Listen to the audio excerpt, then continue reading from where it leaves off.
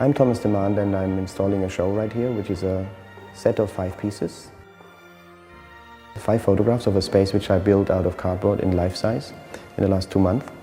And it depicts a place we all know very well, which is the Oval Office in the White House in the States.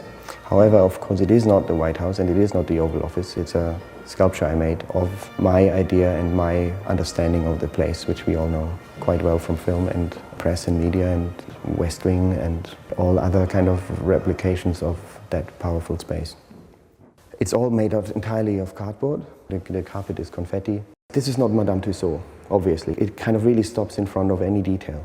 You know, like for instance, the flag doesn't have any stars on it. You know, there's no writing on the papers, which would of course be easy to do. I'm really trying to translate it into something which I find valid as a sculpture, or like as a thing, as an object, which has its own beauty or something.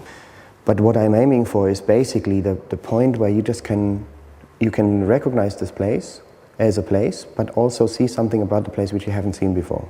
So somehow I'm trying to kind of lurch into your subconscious, library of images basically, and like to fill it up with, more detail, like the curtain, the shininess of the golden curtain, or like the eagles on the top of the flagpoles or something. So I always try to stop when it gets too much about how it really is or something. I'm really not interested how it is. I'm really interested in how you think it would be. Like every president, you realize that every president has a different interior designer, which is mostly the wife. So the old Bush, the Bush Senior, had a completely different setup, which was a bit more tasteful, I think, than the current one. But then, Clinton is also not beyond criticism because his interior design was very pompous and very much about power and representation.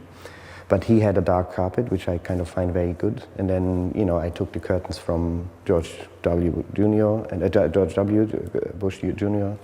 And I put a few elements of Reagan in there, like the parquetry. And so I kind of basically made a hybrid of the place rather than a portrait of one president's office.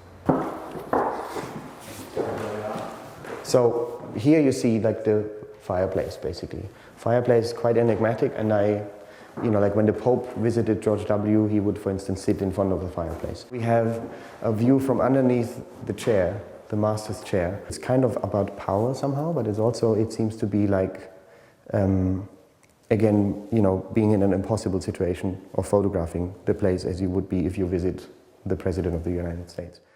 My life is kind of at least equally influenced by pictures of things than it is as it is in things. Like we know what's nice because we saw it in a magazine, or we know who's a good man because we have seen him on TV, or like all these kind of things. We make lots of decisions about our life and what we want and who we are and where we want to go from pictures. And I find this as an artist enormously interesting because I work with pictures all the time as an artist.